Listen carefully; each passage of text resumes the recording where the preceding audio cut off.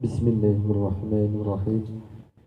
Assalamualaikum warahmatullahi wabarakatuh. Innal hamdalillah nahmaduhu wa nasta'inuhu wa nastaghfiruh wa na'udzu billahi min shururi anfusina wa min sayyiati a'malina. Man yahdihillahu fala mudilla lahu wa man yudlilhu fala hadiya lahu. Asyhadu an la ilaha illallah wa asyhadu anna Muhammadar Rasulullah. Allahumma salli ala Muhammad wa ala ali sayyidina Muhammad. Amma ba'du. Wa qala Allah ta'ala fi kitabihil karim. A'udzu billahi minasy syaithanir rajim. Wa man ahsanu qawlan mimman da'a ila Allah wa amila sholihan wa qala innani minal muslimin. Wa qala aidan wal takum minkum ummatun yad'una ilal khair wa ya'muruna bil ma'rufi wa yanhauna 'anil munkar wa ulaika humul muflihun. Wa qala Rasulullah sallallahu alaihi wasallam kullun ummatu yadkhuluna ilal jannah illa man aba. Qila wa man ya'ba ya Rasulullah, wa man ata'ani dakhulal jannah wa man asani faqad aba. Aw maqala qala Rasulullah sallallahu alaihi wasallam. Alhamdulillah, bersyukur kita kepada Allah. Bibir kita mengucap alhamdulillah, hati kita meyakini dan juga timbul aplikasi dalam perbuatan atau akhlak-akhlak kita. Bagaimana kita bersyukur sampai dengan saat ini kita diberikan nikmatul iman, nikmatul Islam, nikmat sehat wal afiat. Nah, maka kita pergunakan yang utama, yakni menjalankan perintah Allah Subhanahu wa taala dengan caranya baginda Nabi Muhammad sallallahu alaihi wasallam.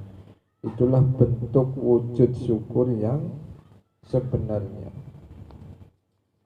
Jadi kita dikasih sehat ini karena kita gunakan untuk bagaimana taat kepada Allah. Kita waktunya ibadah, waktunya zikir-zikir, waktunya bekerjanya pun kita bawa agama ini, kita bawa ketaatan kepada Allah. Bekerjanya jujur, tidak boleh bohong. Dalam pergaulan juga jujur, tidak boleh bohong. Itu namanya kita buktikan bahwa kita ini benar-benar syukur pada Allah Subhanahu wa ta'ala. Karena apabila kita bersyukur, pasti nanti akan diberikan nikmat-nikmat yang lain. Akan diberi keberkahan rezeki. Bagaimana kita dikasih sehat, anak sehat, istri sehat, saudara sehat, ini juga rezeki. Kita masih bisa taklim, ini juga rezeki daripada Allah Subhanahu wa taala. Jadi rezeki ini tidak selalu bentuknya duit terus, bukan. Kita dikasih rezeki, mata kita masih melihat, ini rezeki dari Allah juga. Banyak di luar sana mungkin yang dari lahir nggak bisa melihat. Kita dari yang kecil bisa melihat, sampai sekarang masih bisa melihat. Semua ini atas kehendak Allah Subhanahu wa taala. Maka kita wajib untuk mensyukurinya. Dan salah satu bentuk syukur daripada nikmat penglihatan kita ini, maka kita gunakan untuk baca kalam-kalamullah, nur sabda Rasulullah, kita pergunakan sebaik-baiknya untuk baca Al-Quran, baca hadis, agar pengetahuan kita juga semakin luas dalam agama ini. Kita lanjutkan seperti biasa. Kita mulai dari Fatilah Al-Quran dulu. Semalam sampai dengan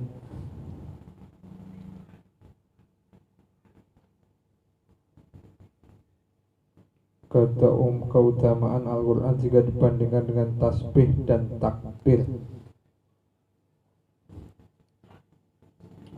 Bismillahirrahmanirrahim.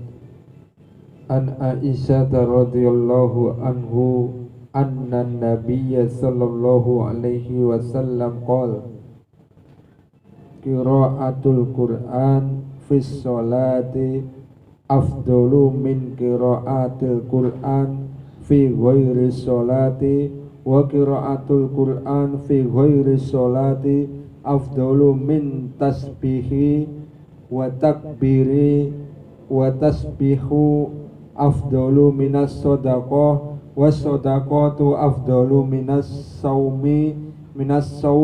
wa saumu junnatun minan nar. Dari Sayyidatina Aisyah radhiyallahu anha, baginda Nabi sallallahu alaihi wasallam bersabda, bacaan Al-Quran di dalam sholat lebih baik daripada bacaan Al-Quran di luar sholat. Bacaan Al-Quran di luar sholat lebih baik daripada membaca tasbih dan takbir. Membaca tasbih lebih baik daripada sedekah. Sedekah lebih baik daripada puasa. Puasa adalah perisai dari api neraka. Hadis riwayat Baihaqi dari kitab As-Su'ab. Diulangi, dari Sayyidatina Aisyah radhiyallahu anha, baginda Nabi sallallahu alaihi wasallam bersabda, bacaan Al-Quran di dalam sholat lebih baik daripada bacaan Al-Quran di luar sholat. Bacaan Al-Quran di luar sholat lebih baik daripada membaca tasbih dan takbir. Membaca tasbih lebih baik daripada sedekah. Sedekah lebih baik daripada puasa. Puasa adalah perisai dari api neraka. Hadis riwayat Baihaqi. Membaca Al-Quran itu jelas lebih baik daripada berzikir dengan selain Al-Quran, sebab Al-Quran adalah kalamullah. Telah diketahui sebelumnya bahwa keutamaan kalamullah dibandingkan kalam yang lain adalah seperti keutamaan Allah terhadap seluruh makhluknya. Lantas keutamaan zikir daripada sedekah juga telah disebutkan dalam hadis lain. Tetapi keutamaan sedekah daripada puasa dalam hadis di atas seolah-olah bertentangan dengan hadis lain mengenai keutamaan puasa. Perbedaan ini bergantung pada keadaan. Dalam sebagian keadaan puasa dapat lebih utama daripada sedekah ataupun sebaliknya. Bergantung juga pada perbedaan manusia. Sebab dari sebagian manusia puasa itu lebih utama. Hadis di atas menyatakan bahwa puasa berada di urutan terakhir dibandingkan amal yang lainnya. Jika puasa saja dapat menjadi penghalang api neraka, bagaimanakah dengan tilawah Al-Quran yang berada di urutan pertama? Pengarang kitab Ihya meriwayatkan dari Sayyidina Ali radhiyallahu anhu bahwa seorang yang berdiri sholat dan membaca Al-Quran, maka setiap hurufnya berpahala 100 kebaikan. Orang yang membaca Al-Quran dalam sholat yang dikerjakan dengan duduk, maka setiap hurufnya berpahala 50 kebaikan. Jika membacanya tidak dalam sholat tetapi dengan wudhu, maka setiap hurufnya berpahala 25 kebaikan. Jika membacanya tanpa wudhu, maka setiap hurufnya berpahala 10 kebaikan. Jika tidak membaca, hanya mendengarkan dengan penuh perhatian, kepada orang yang membaca Al-Quran, setiap hurufnya berpahala 1 kebaikan.